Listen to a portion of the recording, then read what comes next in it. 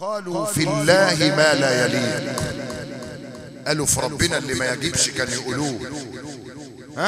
وتجرؤوا بكل حقارة وبكل قذارة وبكل قلة حياء. قالوا إن الله ثالث ثلاثة، وقالوا المسيح ابن الله، وقالت اليهود عزير ابن الله، وزعموا أن المسيح وأمه إلهين من دون الله. شوف بعد ده كله، بعد ده كله ايه؟ قفل في وجهه من الباب. ما حصلش. في سورة المائدة ايضا يقول لهم افلا يتوبون الى الله ويستغفرون. افلا يتوبون ايه؟ الى الله ويستغفرون.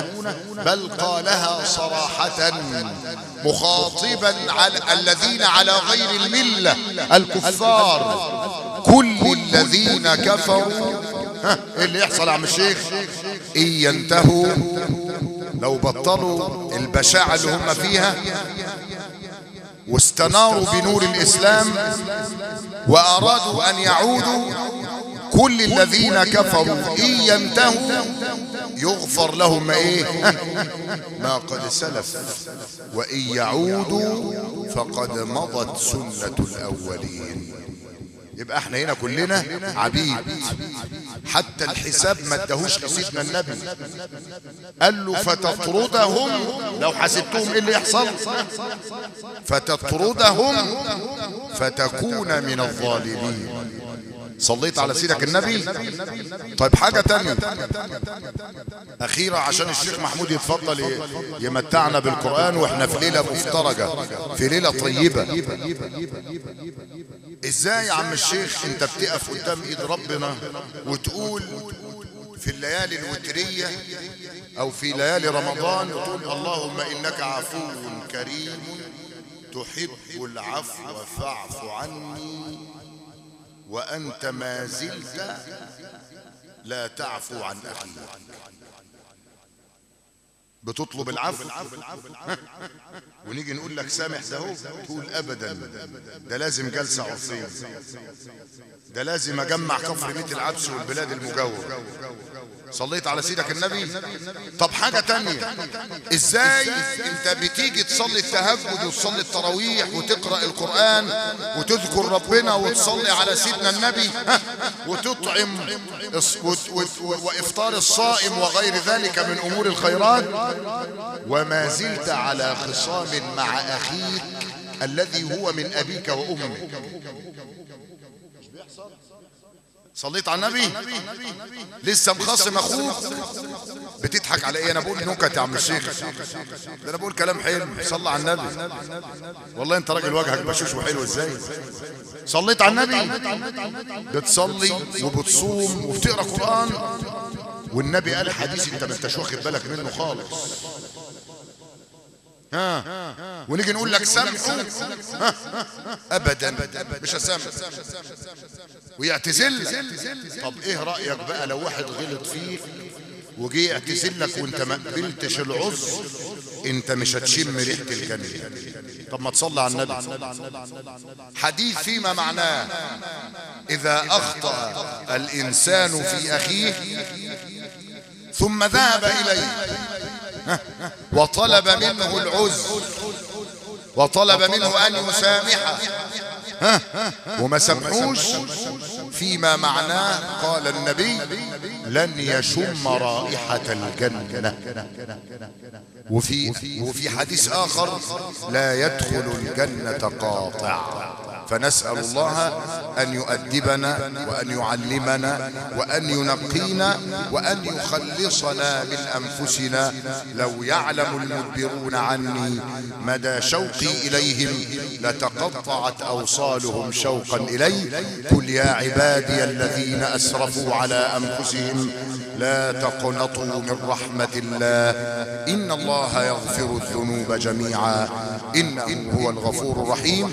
نستهل هذه الاحتفالية المباركة بهذه التلاوة القرآنية المباركة ونحن هنا في المسجد الكبير بقرية كفر ميت العبسي بدعوة طيبة من شباب هذه البلدة الطيب أهلها تحت تنسيق الأستاذ مصطفى مجدي المأذون وغيره من الشباب الورعين المحبين للقرآن ولأهل القرآن. نسأل الله أن يجعل هذا في صحيفة حسناتكم جميعا. وشاكرا الحاج زغلول وأولاده السادة عمالقة الفراشة والكهرباء هنا في هذا البلد الطيب أهله، فإلى شيخنا عملاق من عمالقة دولة التلاوة دائما وأبدا عهدنا عليه بأدبه الجم وأخلاقه الراقية وحفاوة الاستقبال الشيخ محمود أحمد عزام. أسأل الله له التوفيق والسداد. بسم الله الرحمن الرحيم.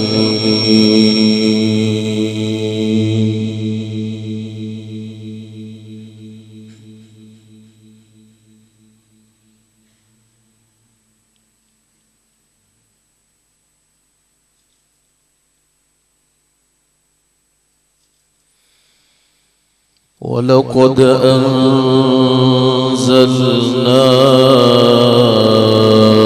إليكم آيات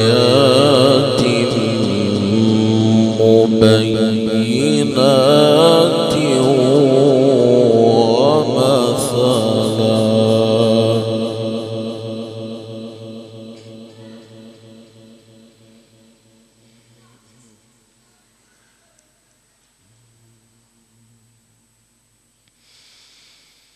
ولقد أنزلنا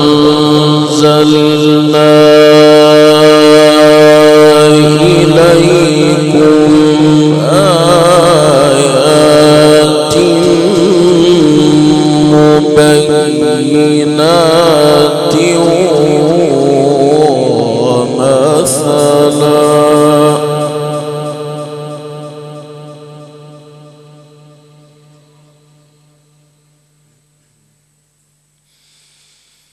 ومثلا من الذين خلوا من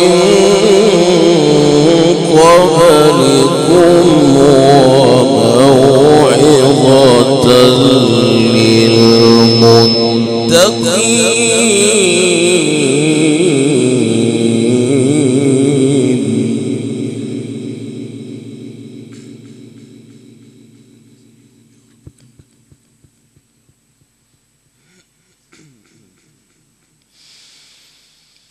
الله نور السماوات والأرض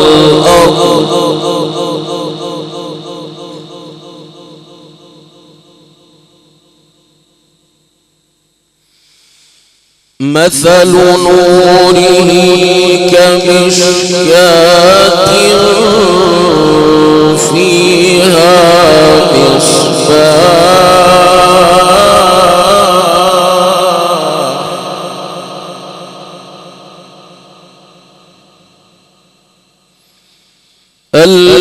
المصباح في زجاجة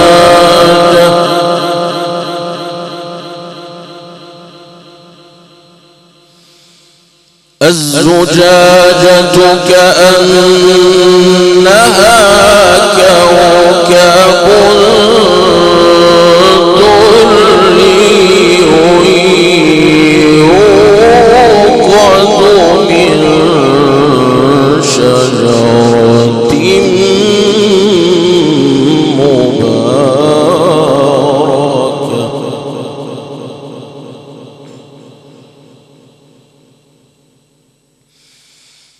زيتونة لا شرقية ولا غربية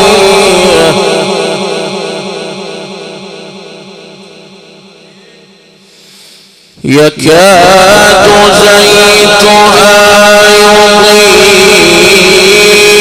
ولو لم تمسسه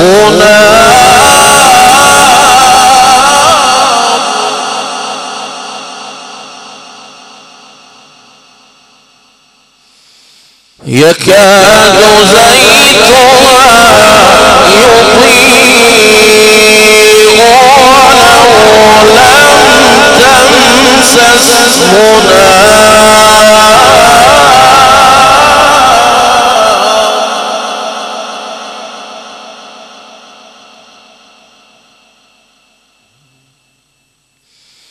نور على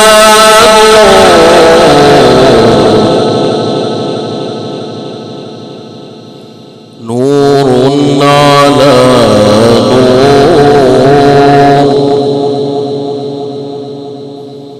يهدي الله لنوره من يشاء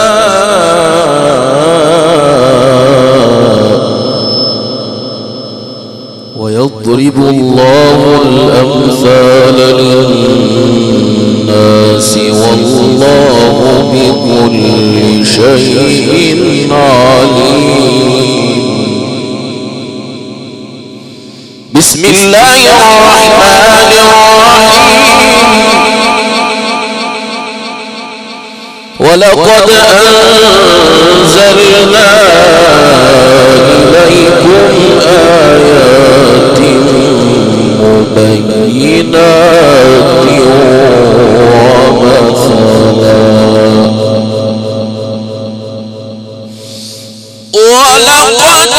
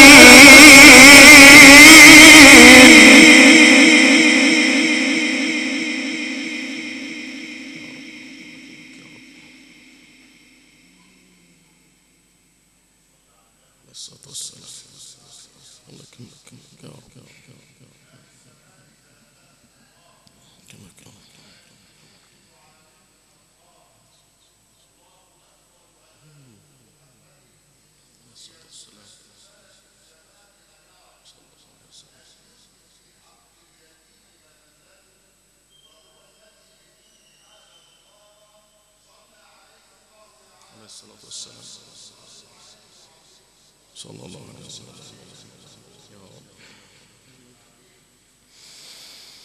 ولقد أنزلنا إليكم آيات مبينات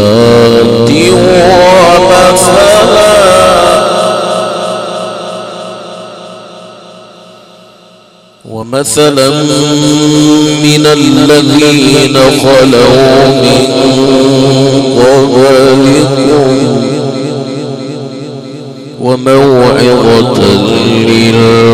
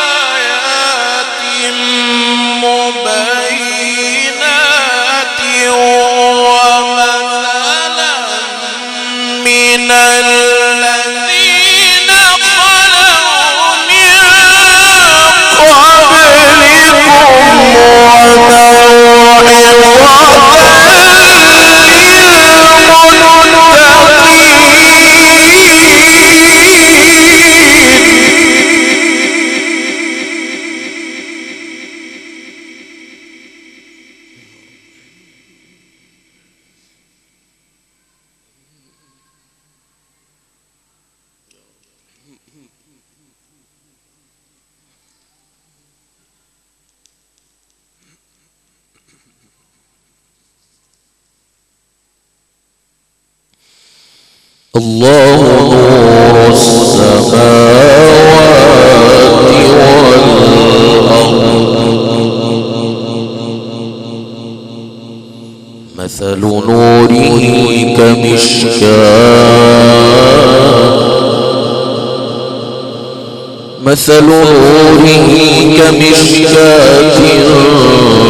فيها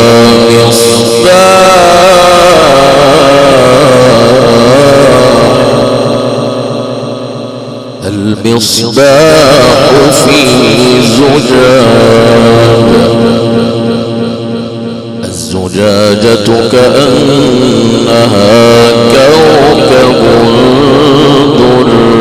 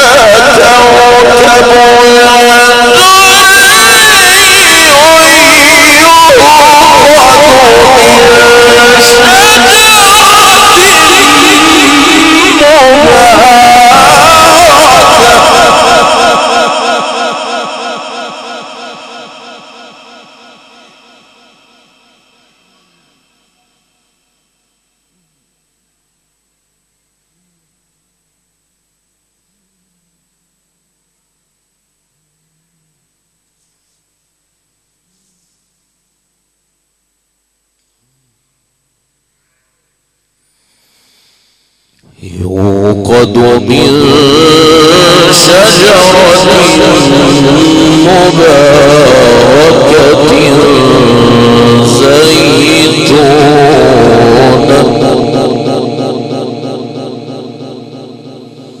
زيتونة لا شرقية ولا غربية الله نور السماوات والأرض الله نور السماوات والأرض مثل نوره كمشكاة فيها مصباح المصباح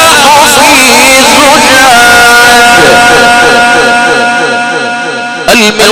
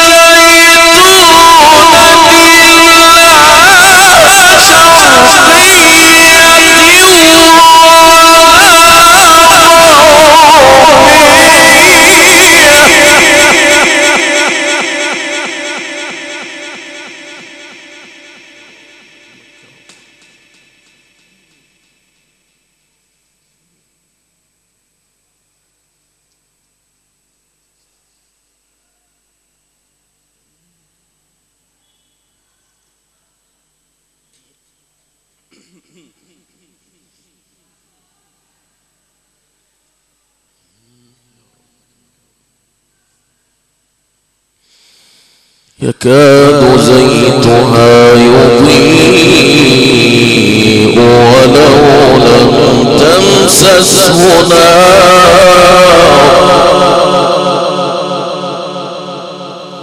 يكاد زيتها يضيء ولو لم تمسسه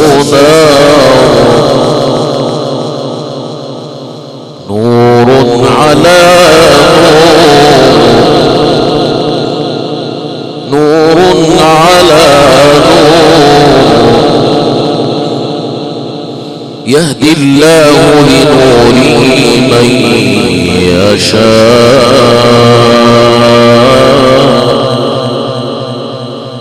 ويضرب الله الأمثال للناس والله بكل شيء عليم. نور على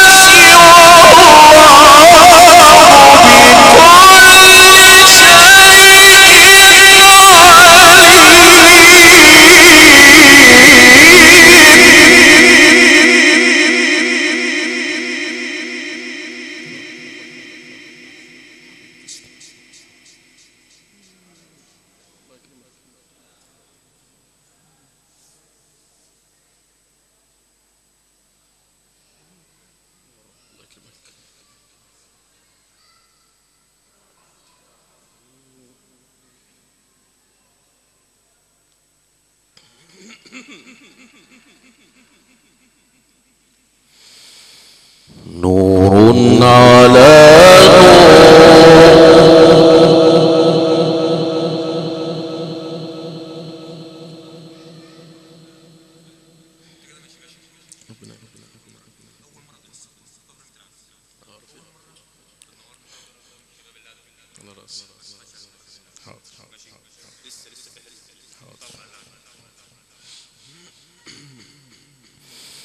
نور على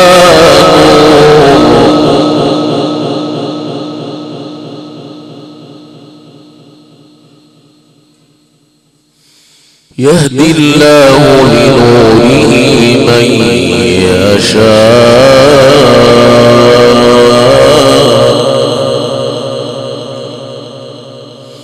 ويضرب الله الأمثال للناس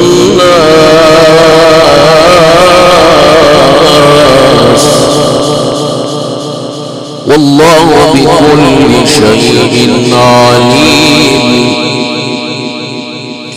نور على نور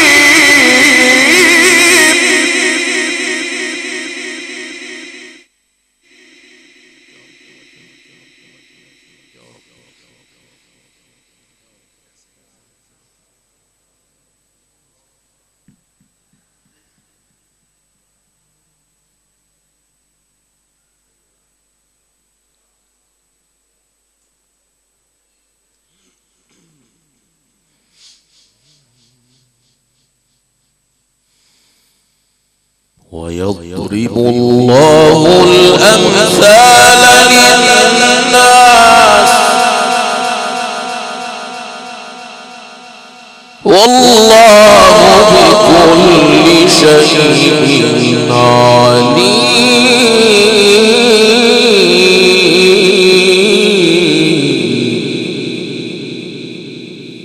في بيوت أذن الله أن ترفع ويذكر فيها اسمه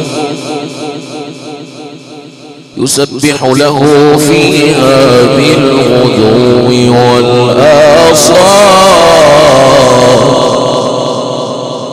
يسبح له فيها بالغدو والآصال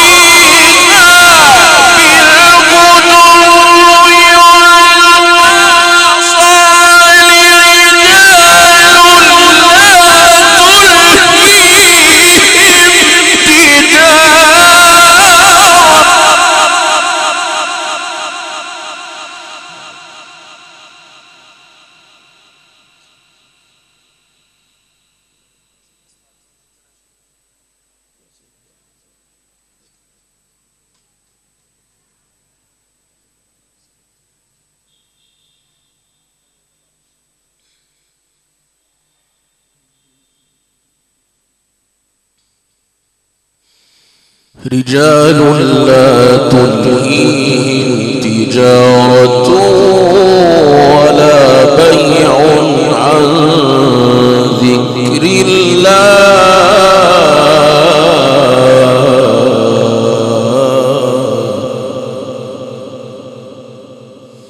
وإقام الصلاة وإيتاء الزكاة يخافون يوما تتقلب فيه القلوب والأبصار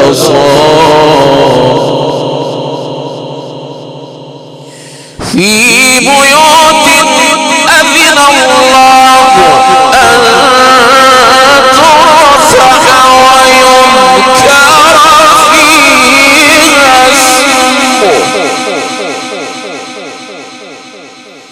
في بيوت أذن الله أن ترفع ويذكر فيها اسمه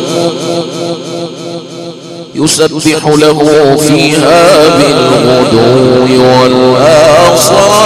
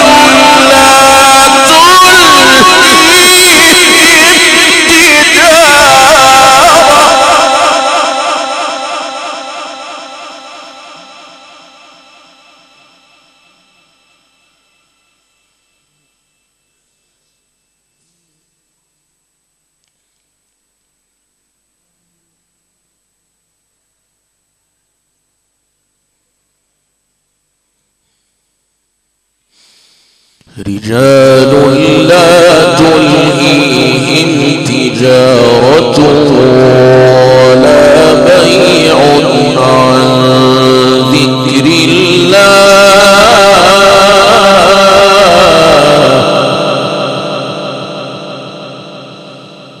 وإقام الصلاة وإيتاء الزكاة يخافون يوما تتقلب فيه القلوب والأبصار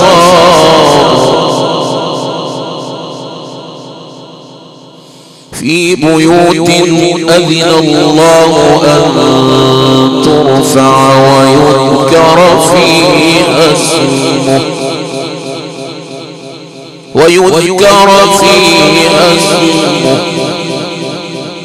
يسبح له فيها بالغدو والآصال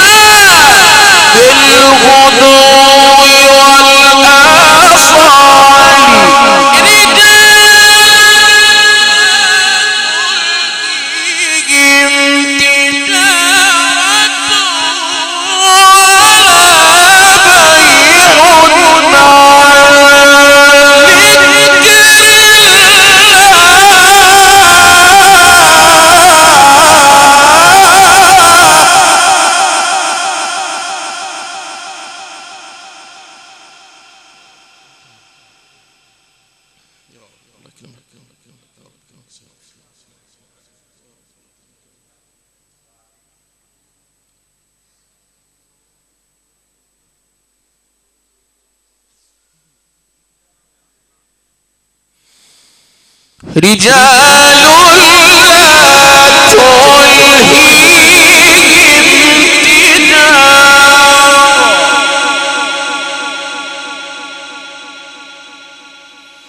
لا تلهيهم تجارة ولا بيع عن ذكر الله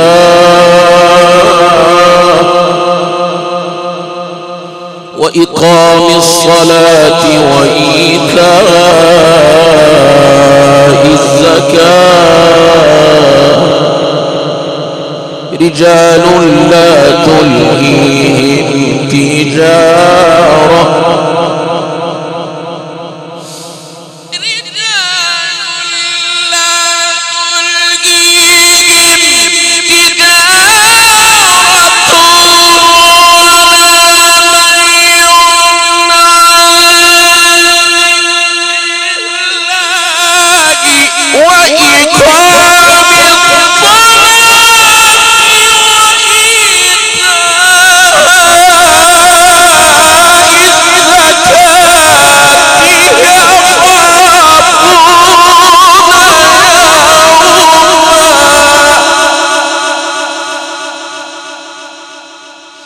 يخافون يوما تتقلب فيه القلوب والأبصار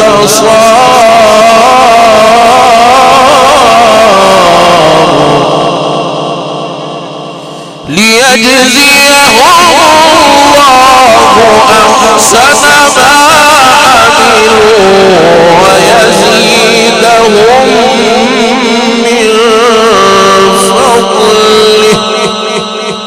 والله يرزق من يشاء بغير حساب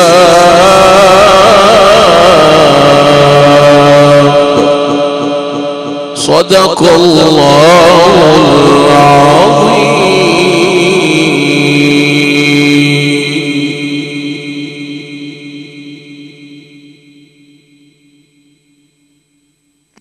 صدق الله العظيم وبلغ رسوله الكريم ونحن على ذلك من الشاهدين.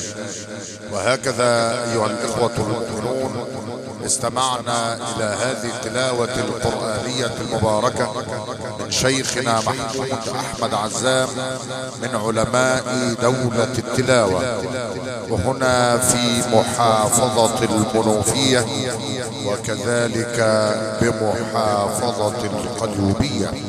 أيها السادة الأكارم، ونحن هنا في المسجد الكبير بقرية كفر بيت العبسي مركز كوسنا بمحافظة المنوفية، حيث نحتفي ونحتفل بأيام وليالي شهر رمضان المبارك وكذلك بليلة القدر. نسأل الله تبارك وتعالى ألا يحرمنا ثوابها. قولوا آمين اللهم آمين. أيها الإخوة المؤمنون، وجئنا بدعوة كريمة من شباب قرية كفر بيت العبسي يرأسهم الأستاذ الكبير طارق فاروق، وكذلك بشبابنا الأكارم على رأسهم الأستاذ مصطفى مجدي المأذون. أيها السادة الأكارم، هيا بنا نستمع إلى هذه الكلمة الطيبة من شيخنا محمد عبد المنعم، نسأل الله له التوفيق الدائم. أعوذ بالله من الشيطان الرجيم. بسم الله الرحمن الرحيم. الحمد لله على إحسانه والشكر له على توفيقه وامتنانه، وأشهد أن لا إله إلا الله تعظيما لشانه، وأشهد أن سيدنا وحبيبنا محمدا عبد الله ورسوله الداعي إلى رضوانه، بلغ العلا بكماله، كشف الدجى بجماله، عظمت جميع خصاله، صلوا عليه وآله.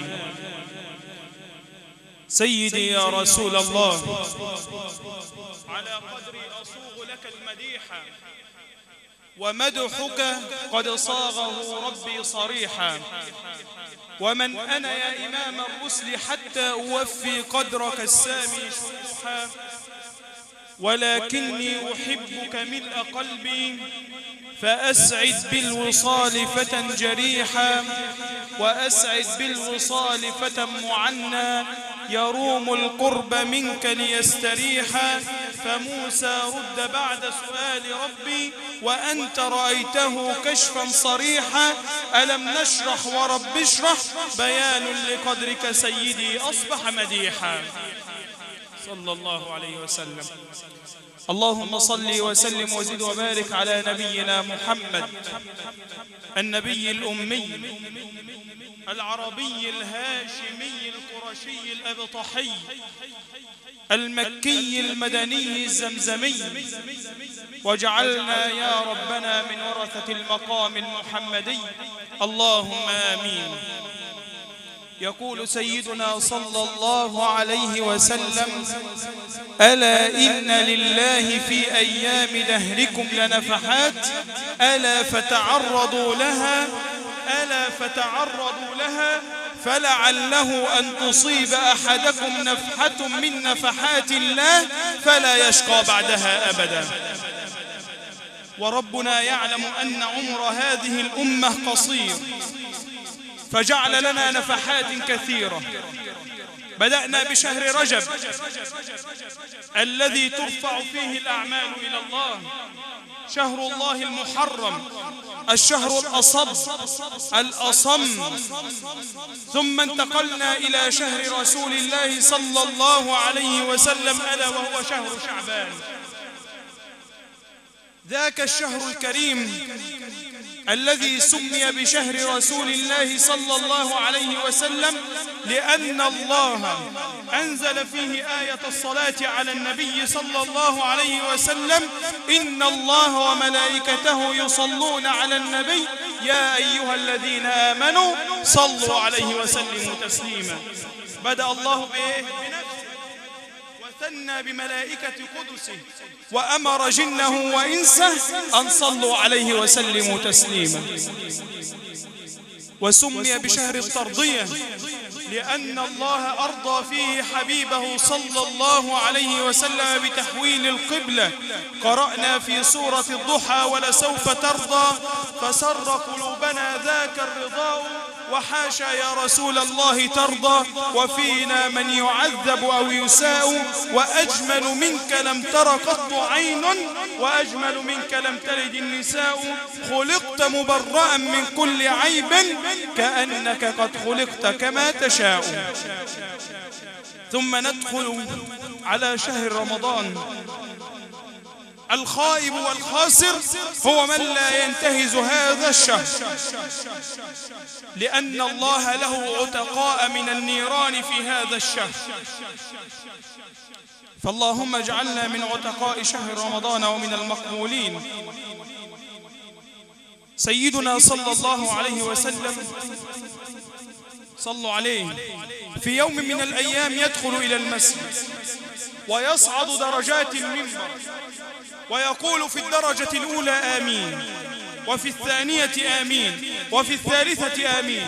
فسأله الصحابة رضوان الله عليه: يا رسول الله أهذه سنة عنك؟ قال: لا، أتاني جبريل في الدرجة الأولى وقال لي: يا محمد خاب وخسر من ذكرت عنده ولم يصلي عليك، خاب وخسر، أدخل النار وأبعد عن الجنة، قل آمين، فقلت آمين.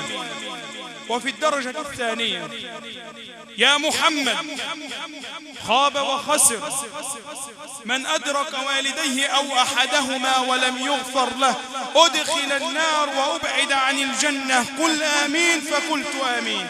وفي الدرجة الأخيرة: يا محمد خاب وخسر من أدرك رمضان ولم يغفر له، أدخل النار وأبعد عن الجنة، قل آمين، فقلت آمين. ثم تأتي علينا هذه العشر الأواخر التي فيها ليلة هي خير من 1000 شهر.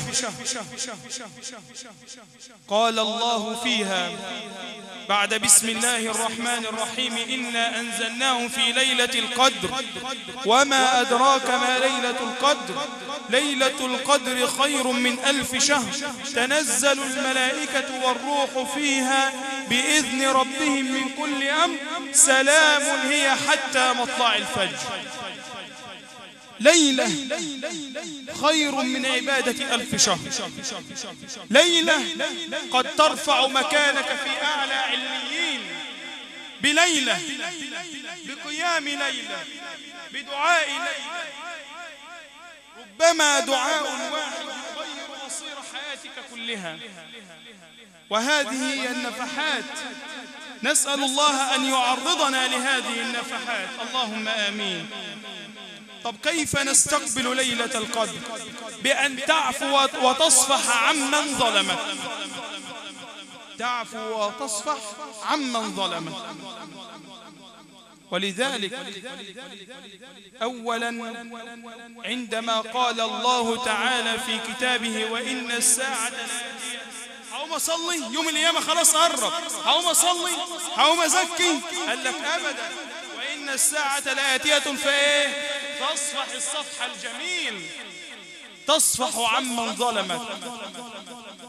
طيب نعمل إيه تاني؟ تتوب إلى الله. ولذلك يا من عصى ثم اقترف ثم تاب ثم انتهى ثم أبشر بقول الله في قرآنه إن يغفروا يغفر لهم، إن يهتدوا أو إن ينتهوا يغفر لهم ما قد سلف. أبشر بقول الله في قرآنه إن ينتهوا يغفر. وفي هذه الليلة ينزل القرآن الكريم، وتتشرف هذه الليلة بنزول القرآن الكريم على خير البرية وعلى خاتم المرسلين وإمام النبيين سيدنا صلى الله عليه وسلم.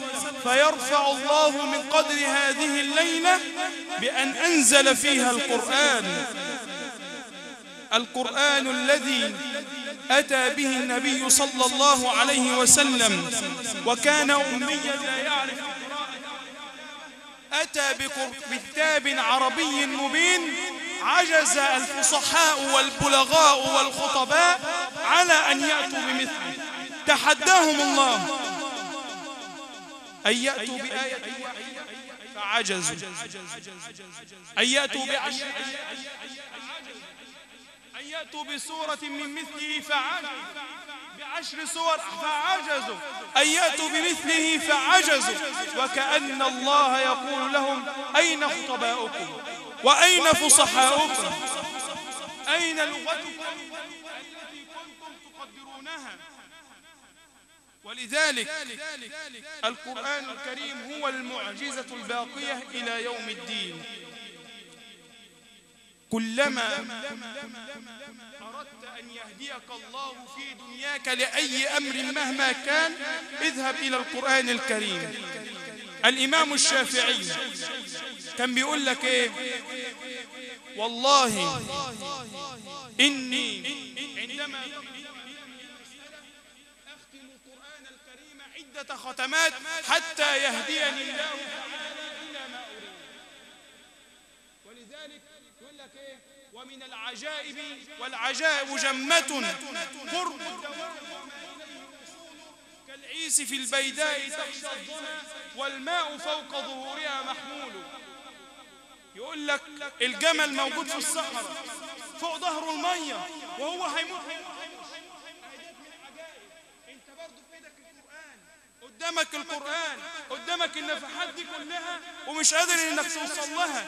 ختم الله فانت مش قادر انك توصل لهذه النفحات. طب اول حاجة تعملها ايه؟ تنقي قلبك لمن؟ لله.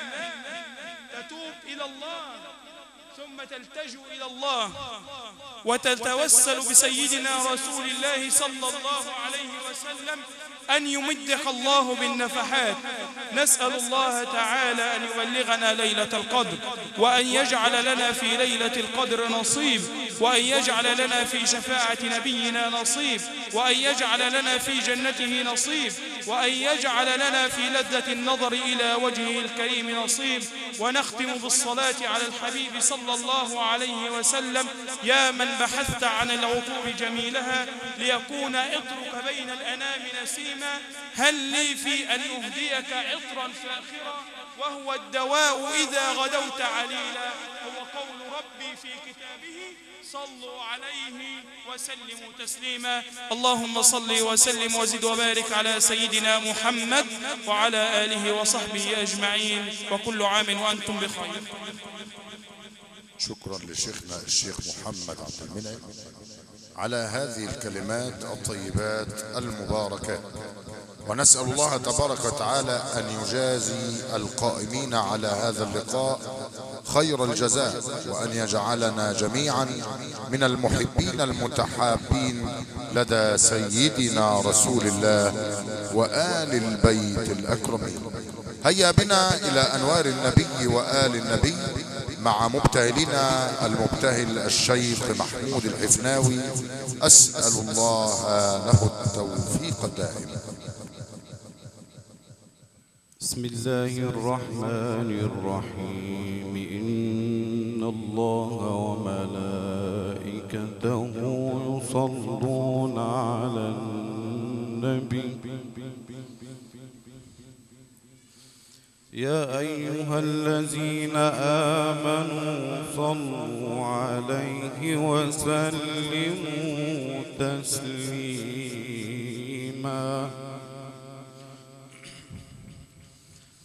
اللهم اغفر ذنوبنا واستر عيوبنا واشفي أمراضنا وتول أمرنا وتقبل يا ربي صيامنا وصلاتنا. اللهم احفظ مصرنا وأمننا يا أكرم الأكرمين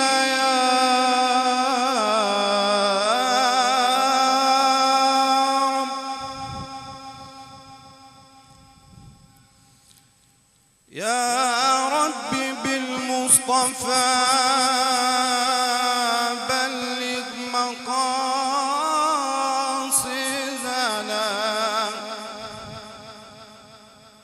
يا رب بالمصطفى بلغ مقاصدنا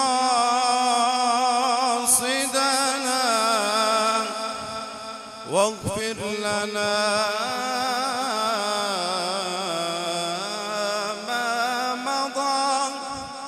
واغفر لنا ما مضى واغفر لنا ما مضى يا واسع الكرم.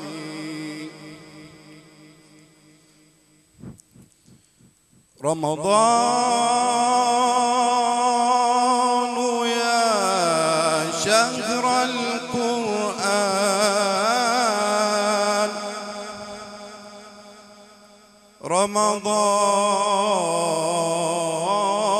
رمضان يا شهر الصيام،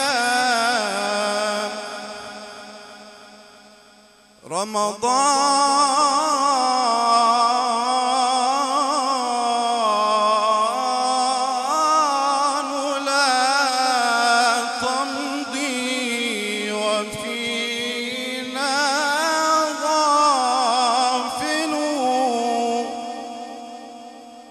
رمضان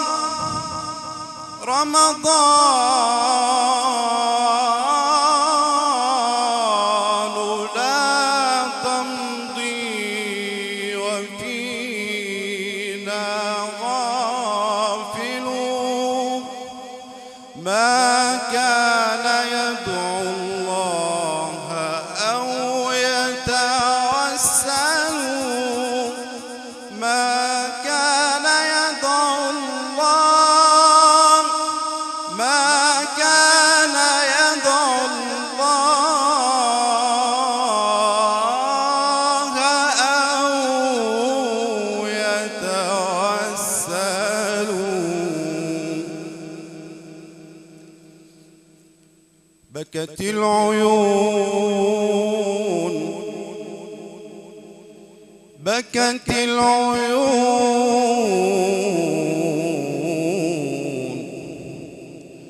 بكت القلوب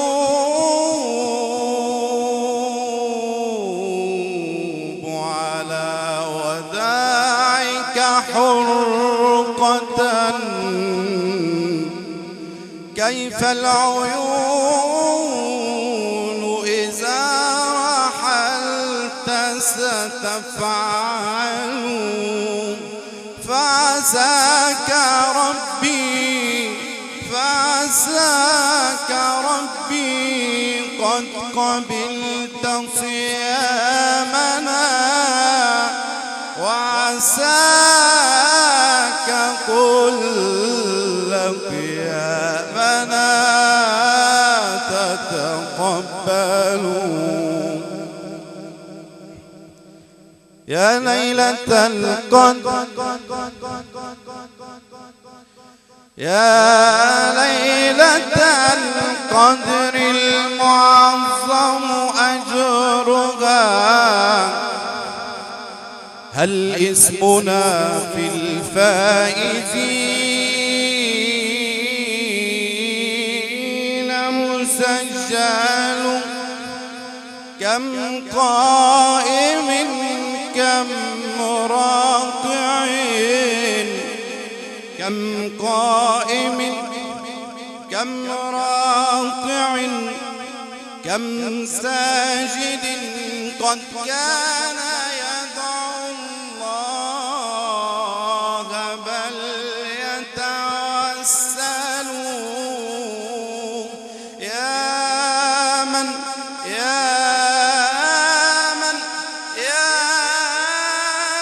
تحب العفو جئتك مذنبا، يا من تحب العفو جئتك مذنبا. هلا عفوت فما سواك سأسأل. رمضان رمضان رمضان لا تمضي وفينا غافلون. ما كان يدعو الله أو يتزلل حتى يعود لربه متضرعا، فهو الرحيم المنعم المتفضل.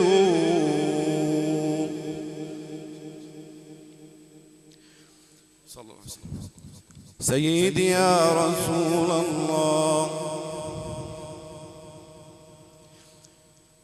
يا أفضل الرسل الكرام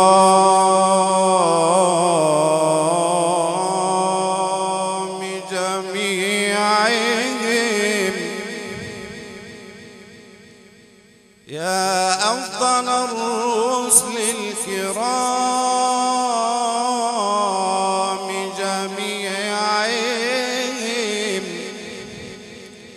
أنت الشفيع لنا ليوم معاد، أنت الشفيع لنا ليوم معاد.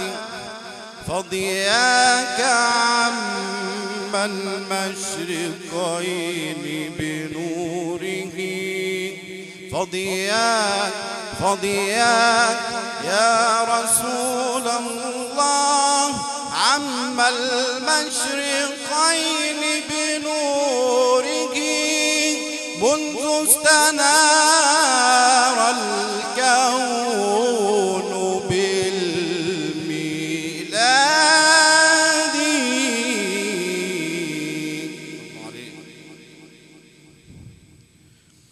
بحراء حقا كنت تخلو عابدا،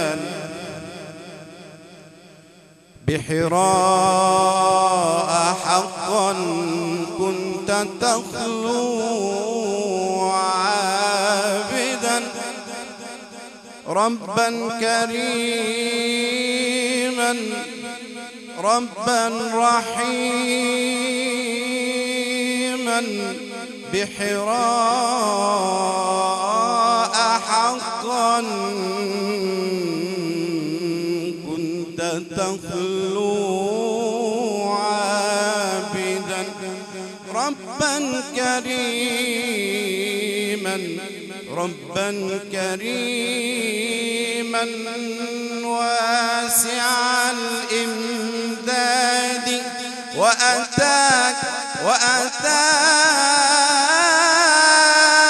وأتاك جبريل الأمين وأتاك جبريل الأمين مبلغا قرآن ربك داعيا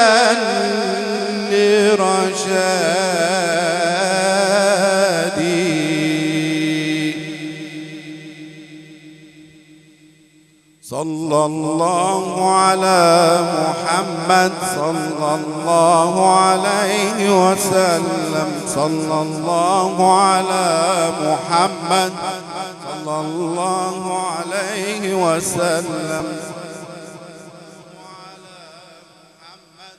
صلى الله عليه وسلم صلى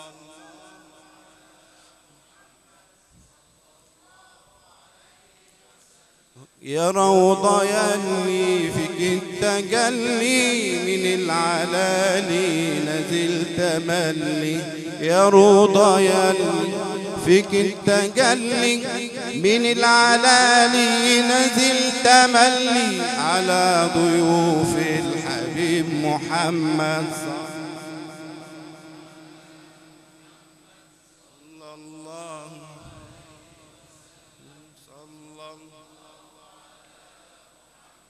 صلى الله عليه يا روضة يلي فيك التجلي من العلالي نزل تملي يا روضة يلي يا روضة يلي فيك التجلي من العلالي نزل تملي على ضيوف الحبيب محمد صلى الله على محمد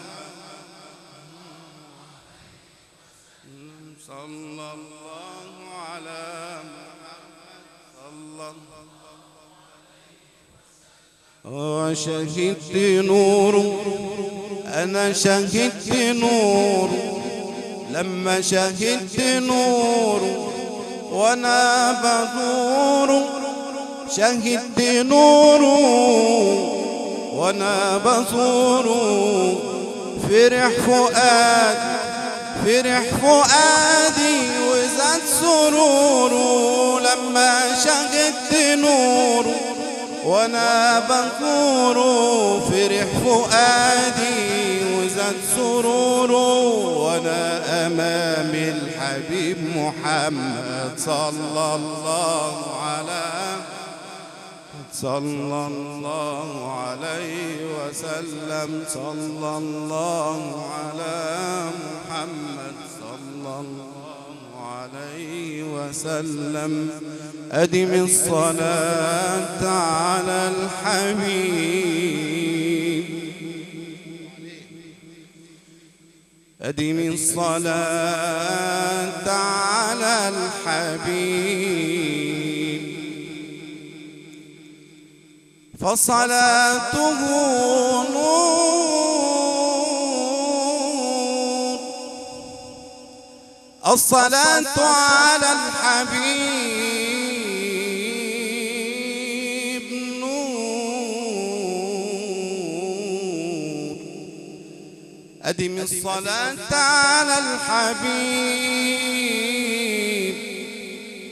فصلاته نور وطيب أنفاس جنات مفاتح رحمة نغم حبيب تسري فتبعث بالندى تسري الصلاة على الحبيب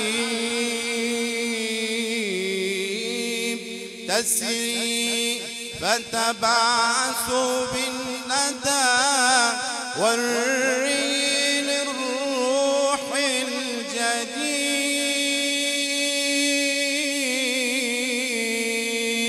فإذا سألت الله فإذا سألت الله فإذا سألت الله في أمر عظيم أو عصيب ابدأ دعاءك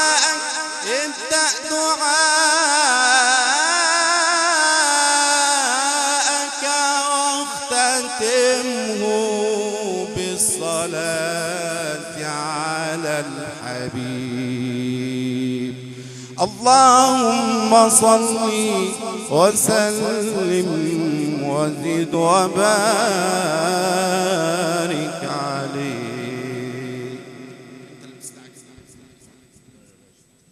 شكرا لشيخنا الشيخ محمود الحفناوي على هذه الابتهالات والمدائح النبوية. ونحن هنا في المسجد الكبير بقرية كفر ميت العبسي مركز كوسنا بمحافظة المنوفية، حيث نحيا ونحتفل ونتشرف باحتفالنا بهذه الأيام الطيبات المباركات. نسأل الله بحرمتها وببركتها أن يشفي كل مريض وأن يعافي كل مبتلى وأن يغفر لنا ذنوبنا صغيرها وكبيرها. اللهم آمين اللهم آمين.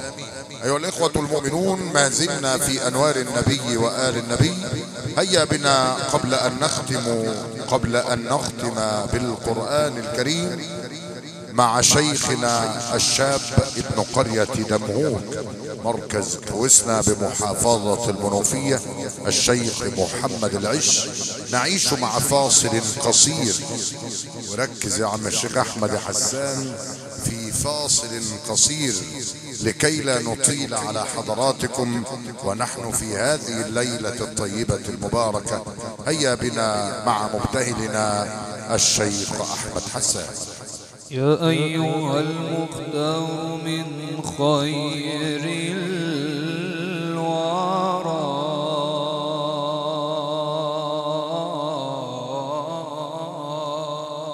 خلقا، يا أيها المختار من خير الورى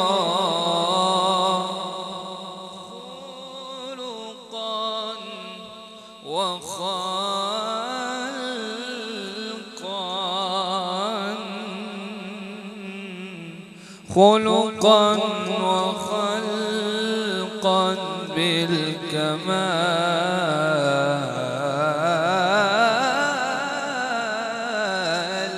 توحد.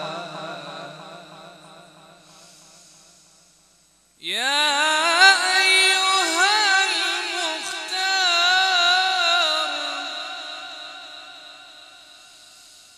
يا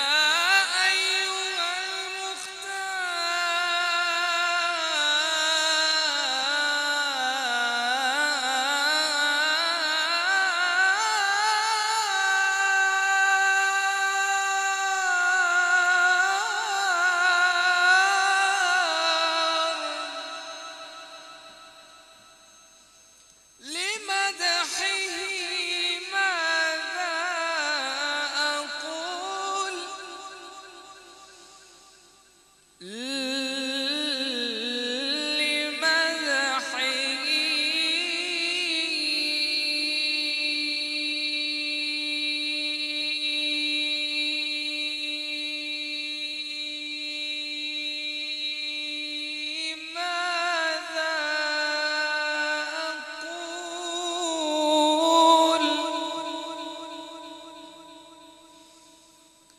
ماذا أقول ماذا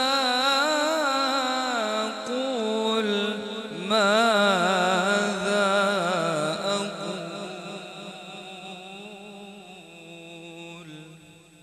نادت بك الرسل الكرام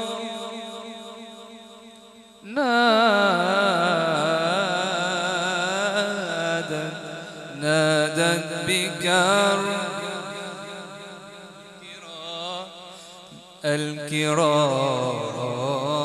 الكرام نادت بك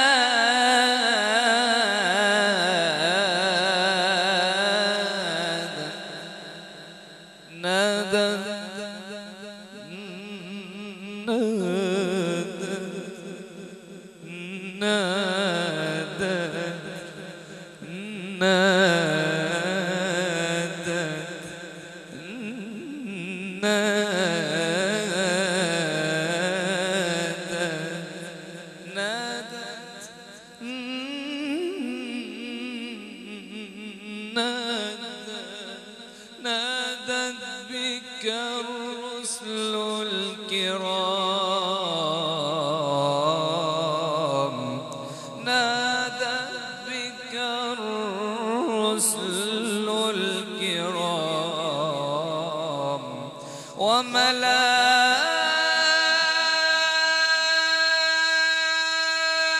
وملائكة الرحمن خلفك سجدا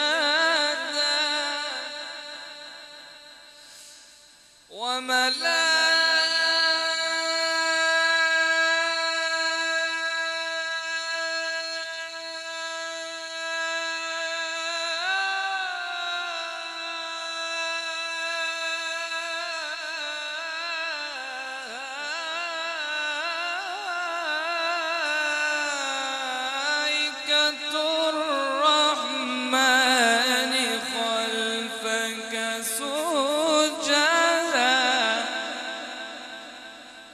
يا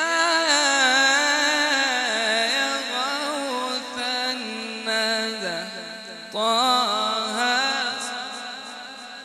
الله مني سرما ثم السلام عليك يا نجم الهدى يا نجم الهدى ثم السلام عليك يا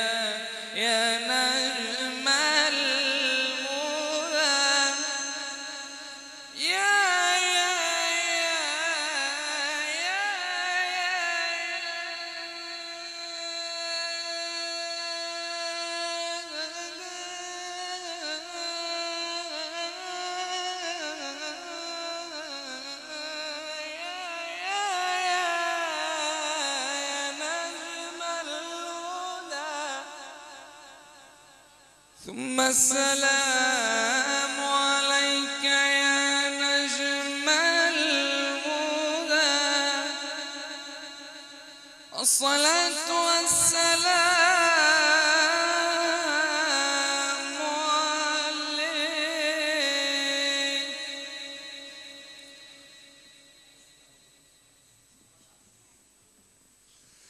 صلى الله على محمد صلى الله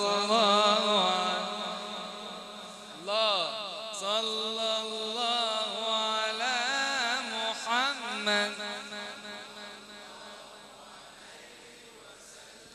سيدي يا رسول الله صلوات ربي وسلامه عليه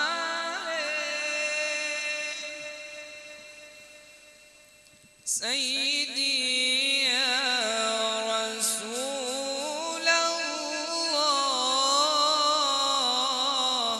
صلوات ربي وسلامه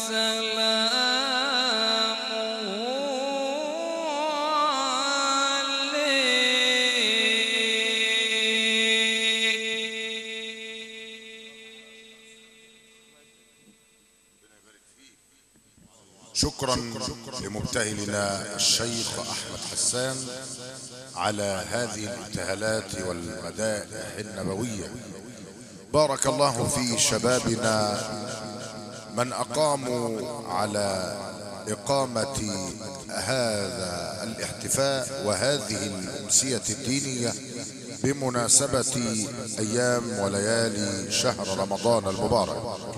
بدأنا في صلاة العشاء مع شيخنا محمد عبد المنعم، وأيضا في الأربع ركعات الأول في صلاة التراويح مع شيخنا محمد عبد المنعم.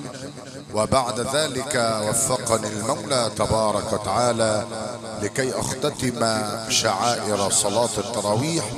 وبعد ذلك بدأنا الاحتفالية المباركة بتلاوة قرآنية مباركة لأحد عمالقة وعباقرة دولة التلاوة، اسم له تاريخ في عالم دولة التلاوة، القارئ الذي تربى ونشأ وترعرع في بيت من بيوت القرآن الكريم هنا في قرية كفر ميت العبسي، الشيخ محمود أحمد عزام. وذكرنا في جواباته وفي قراراته بأحد عمالقة دولة التلاوة ابن قرية النخاس رحمة الله عليه الشيخ محمد الليثي. وبعد ذلك تعايشنا مع الكلمات الطيبات المباركات مع شيخنا محمد عبد المنعم، تحدث لنا عن فضائل شهر رجب وكذلك فضائل شهر شعبان وكذلك عن فضائل هذا الشهر الكريم وهذه الأيام الطيبات المباركات. وبعد ذلك سعدنا وتشرفنا بصلاتنا على حبيبنا المصطفى صلى الله عليه وسلم مع مبتهلنا الشيخ محمود الحفناوي، وبعد ذلك مع مبتهلنا الشيخ أحمد حسان. أيها الأخ الكريم، إذا ما شئت في الدارين تسعد فكثر بالصلاة على سيدنا محمد، وإن ضاقت بك الأحوال يوما فبالأسحار صل على سيدنا محمد، فما تتضاعف الحسنات إلا بتكرار الصلاة على سيدنا محمد، وإن كانت ذنوبك ليس تحصى تكفر بالصلاة على سيدنا محمد. وفي ساعة الممات ترى أمورا تسرك بالصلاة على سيدنا محمد، وعند القبر تحظى بالأمان وترحم بالصلاة على سيدنا محمد، ولا تخشى من الملكين رعبا إذا سألاك قل لهما سيدنا محمد. رسول الله حقا اتبعنا وآمنا وصدقنا سيدنا محمد. فإذا ما شئت في الدارين تسعد فكثر بالصلاة على سيدنا محمد. بالله قولي يا حليمة ما جرى حين احتضنت المصطفى خير الورى، قولي بربك كيف نبضك وقتها لما فؤادك والحبيب تجاورا.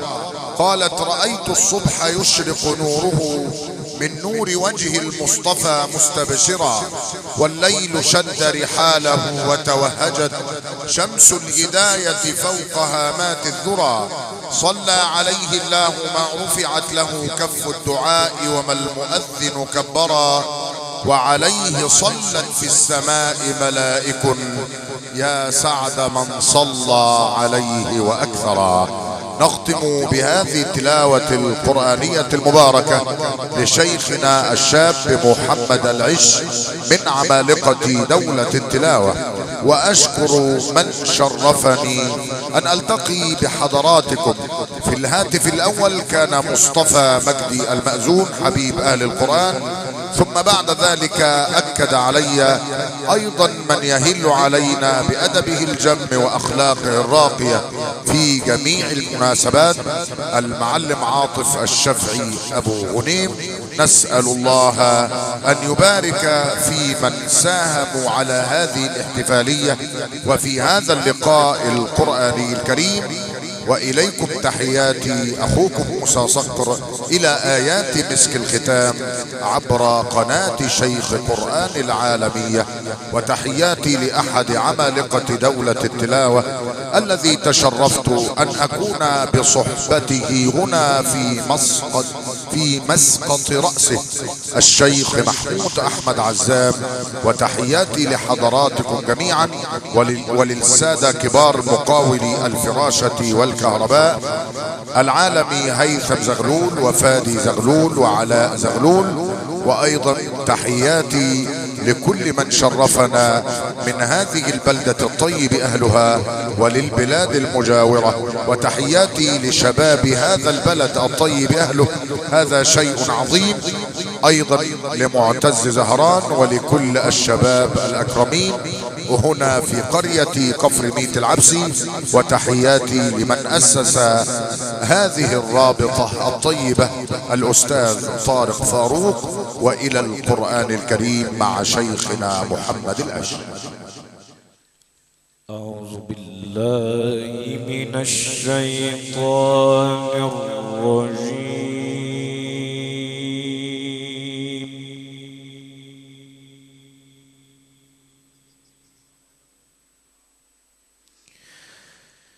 بسم الله الرحمن الرحيم.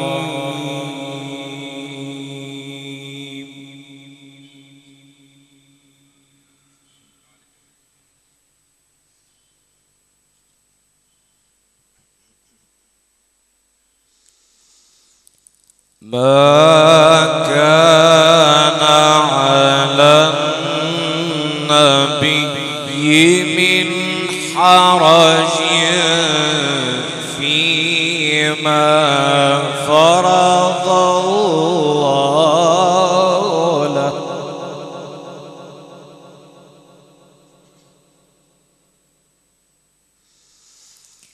سنة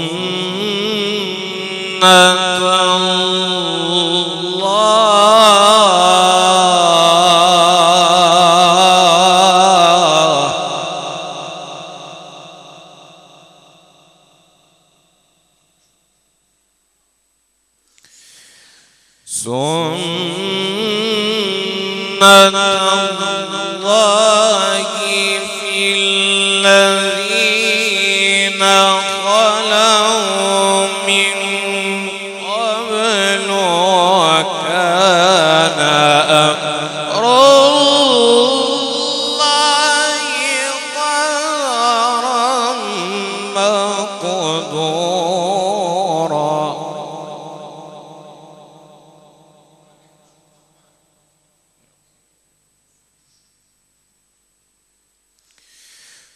الذين يبلغون رسالات الله ويخشونه ولا يخشون أحدا إلا الله.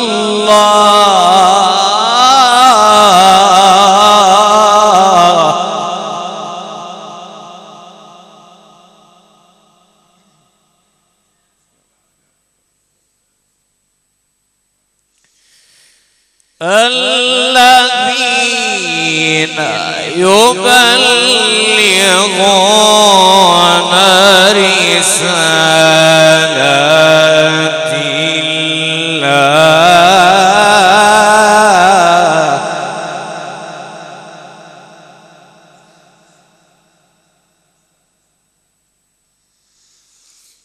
الذين يبلغون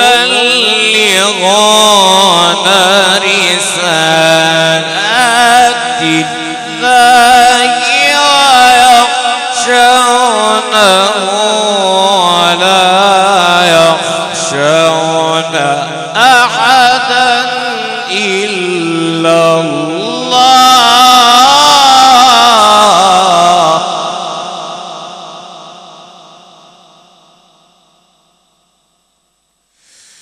وكفى بالله حسيبا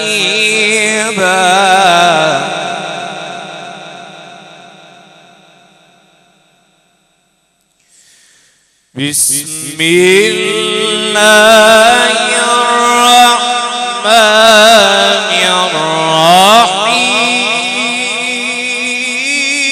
الرحيم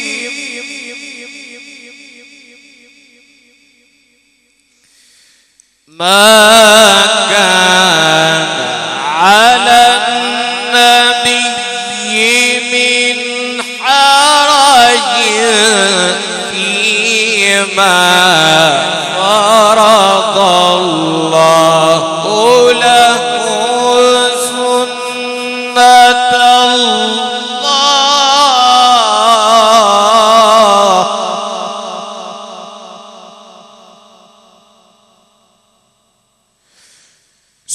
سنة الله في الذين خلوا من قبل وكان أمر الله قدرا مقدورا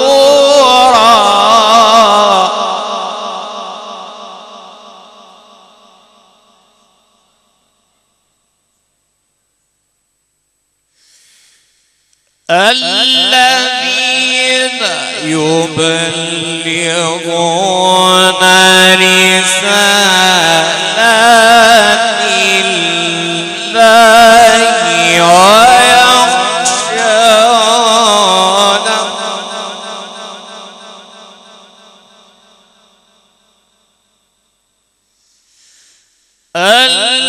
الذين يبلغون رسالات الله ويخشونه ولا يخشون أحدا إلا الله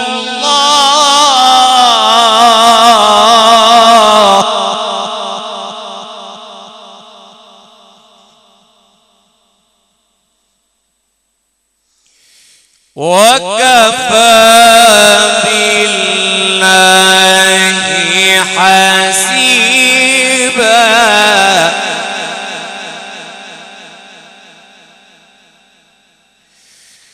ما كان محمد أبا أحد من رجالكم ولكن رسول الله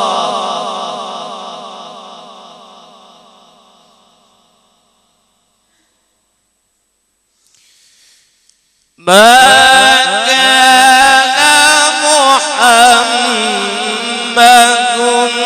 أبا أحد من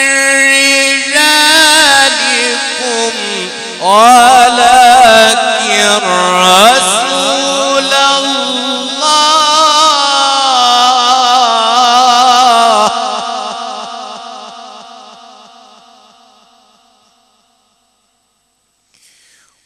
ولكن رسول الله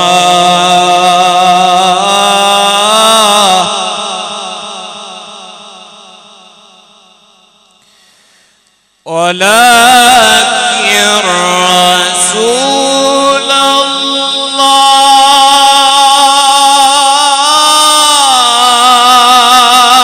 الله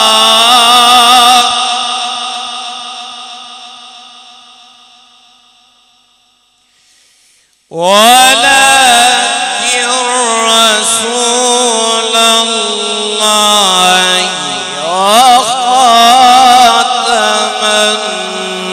النبيين.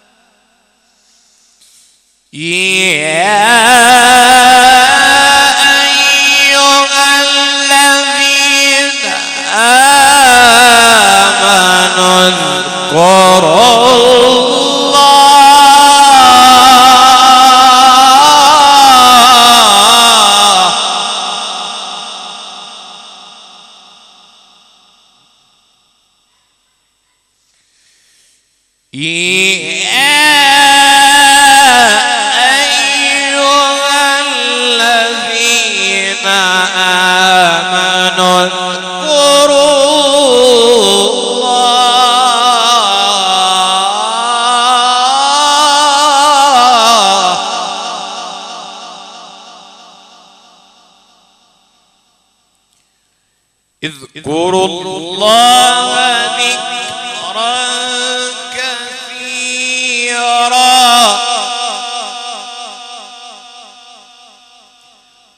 وسبحوه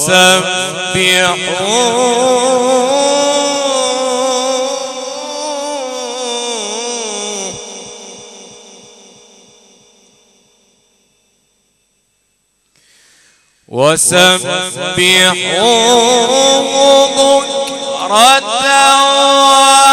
وأصيلا.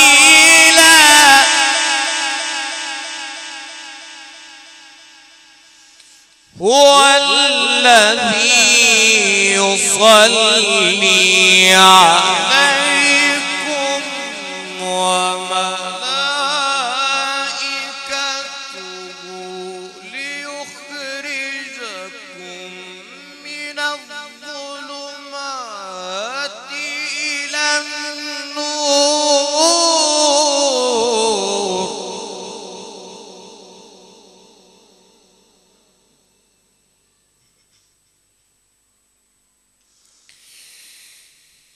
وكان بالمؤمنين رحيما.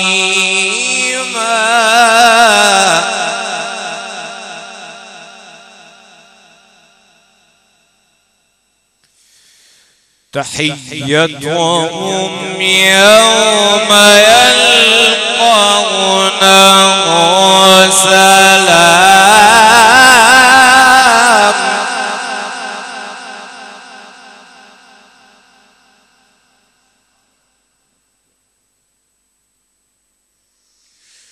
وكان بالمؤمنين رحيما. تحيتهم يوم يلقونه سلام.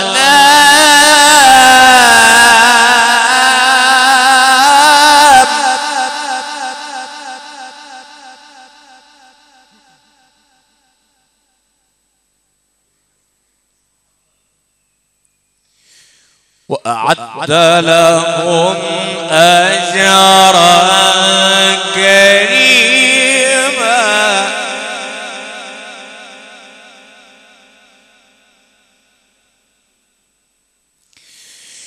يا أيها النبي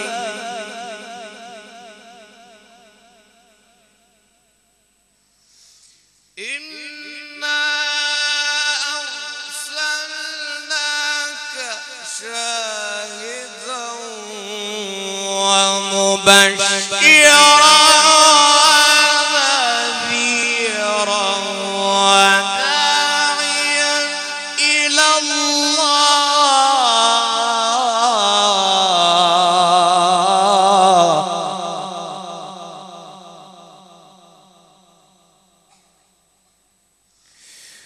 يا أيها النبي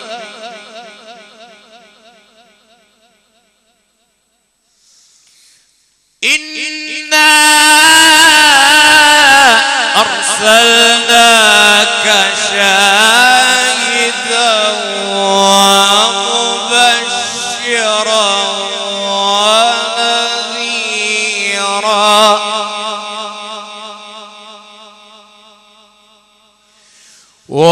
وداعيا إلى الله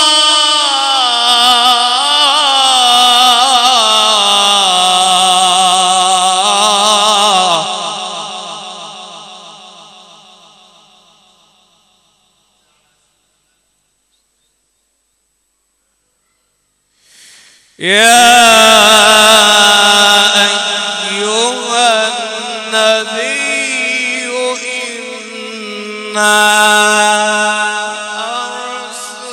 أرسلناك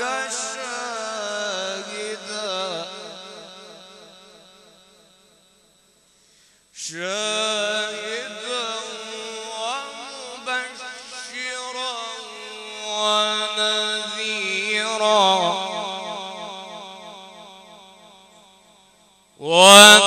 وداعيا إلى الله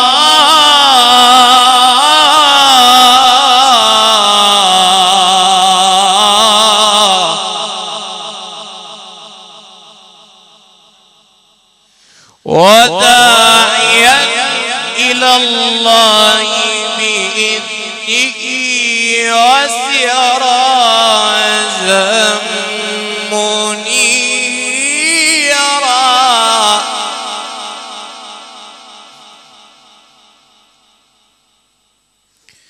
وبشر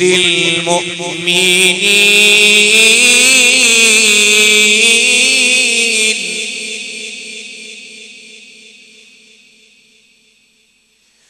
وبشر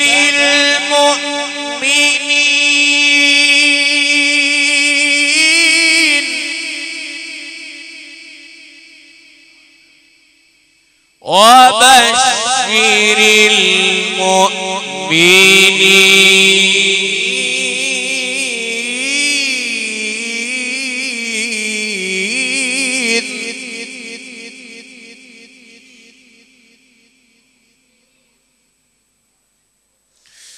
وبشر المؤمنين بأن لهم من الله فضلا كبيرا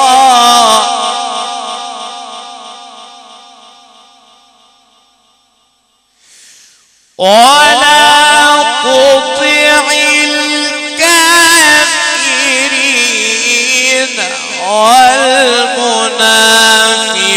والمنافقين ودع أذاهم وتوكل على الله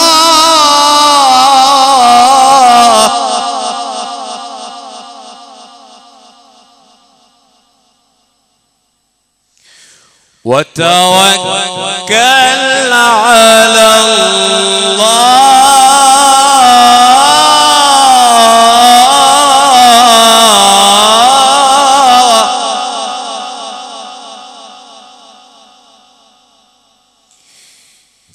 ولا تطع الكافرين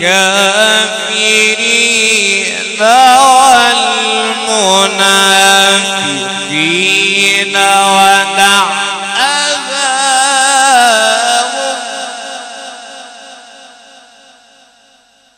ودع أذاهم وتوكل على الله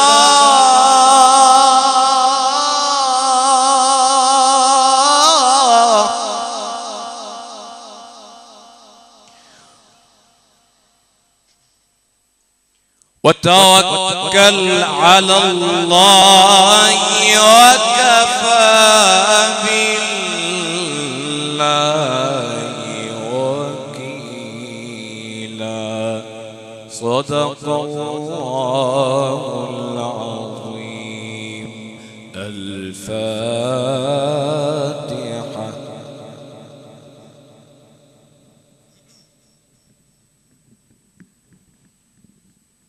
خد بالك من شيء، الشيخ محمد العش وبيقرأ، الشيخ محمد بالنسبة للشيخ محمود يعتبر أخوه الصغير أو من دور أبنائه، بس الشيخ محمود جالس جلسة تحسسك بوقار القرآن ومنتبه للشاب انتباه فيه إعجاب. يعني إيه؟ بيحفزه وبيقول له بلسان الحال، بلسان الصمت والسكوت: كتر خيرك، ربنا يوفقك. صح يا مولانا؟ دايما موفق، والمرة الجاية تيجي تقرأ تبقى أحسن من دلوقتي، واللي بعدها تبقى أحسن. صح، واللي بعدها تبقى أحسن، واللي بعدها تبقى أحسن. والقرآن اللي عمال تضحك يا أبو جلبية مسمر أنت والله ما أعرفش لونها إيه دي. القرآن رحم بين أهله. أهل القرآن يا شيخ محمود يا حفناوي، القرآن رحم بين أهله. في ناس تنفسك، وفي ناس تغير، وفي غيرة مطلوبة وغيرة مش مطلوبة.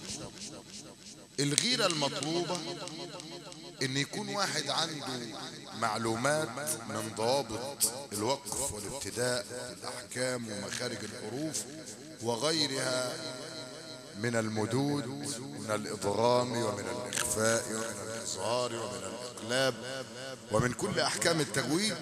ويلاقي حد مثلا بيبعد عن الطريق أو بيمد المتصل زيادة، أو مش عارف يجيب العرض للسكون كويس، أو مش عارف يجيب البدل، أو مش عارف يجيب اللازم.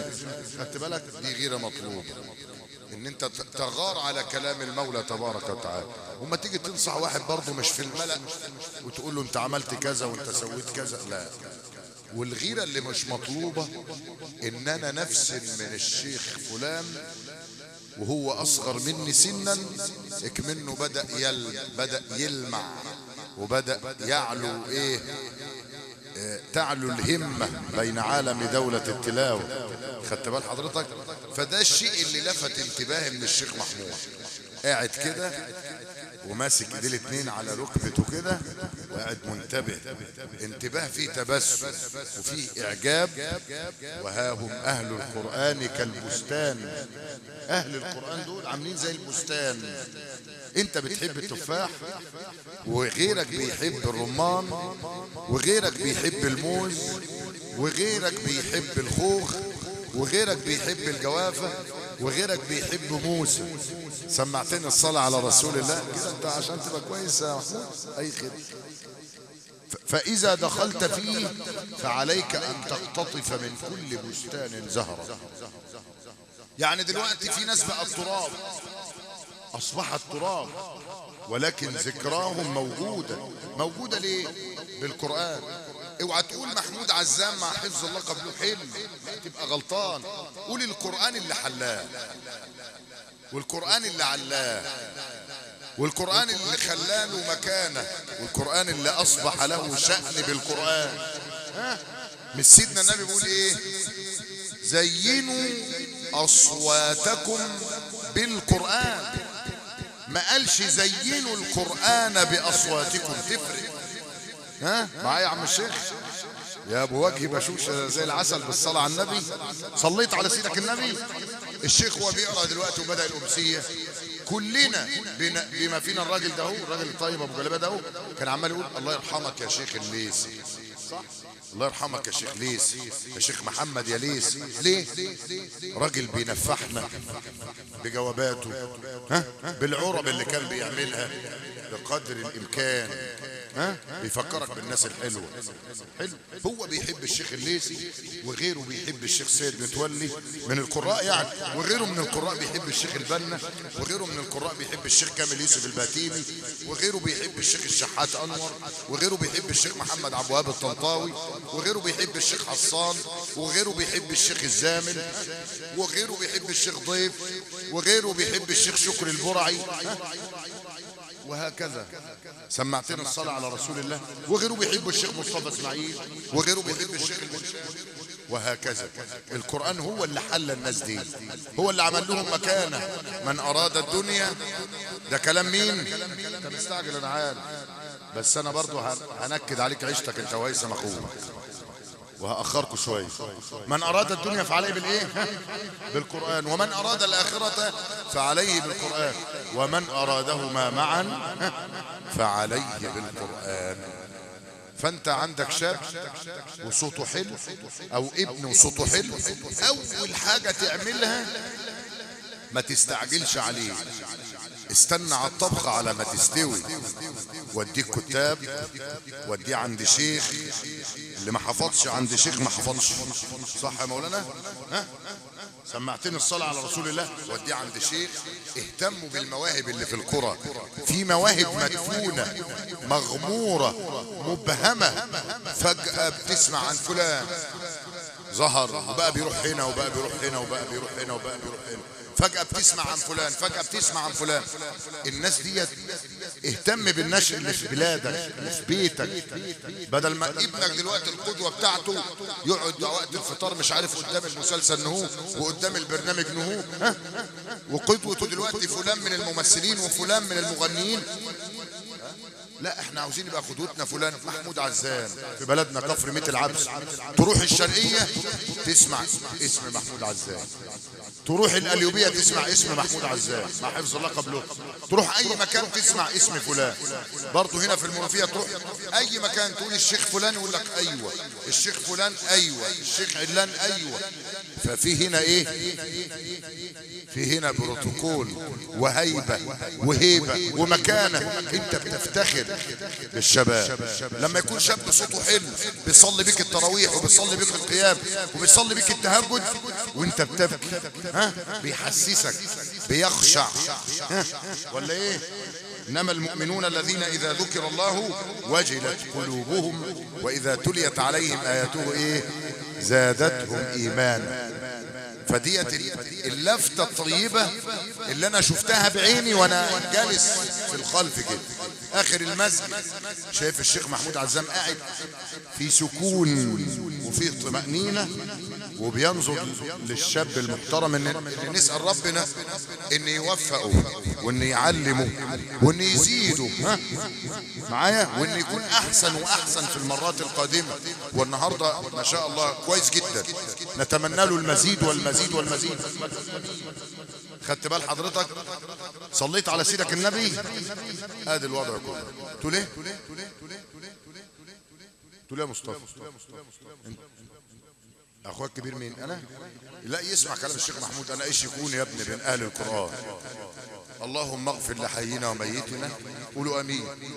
اللهم اشف مرضانا، اللهم ارحم موتانا، اللهم ارحم كل من رحل وكانوا معنا في العام الماضي يصلون هنا ويصلون في مكان اخر، ويصومون ويتسحرون ويفطرون. صليت على سيدك النبي. نسأل الله ان يتغمدهم بواسع رحمته وان يطيب مرقدهم وان يلحقنا بهم على خير وان يهدي لنا هيثم العنتيل واخيه علاء واخيه فادي وقناة شيخ قرآن، وأن يبارك في الحضور وأن يبارك في مصطفى والشباب اللي قام على هذا الأمر، وعلي خليل عشان ما يزعلش.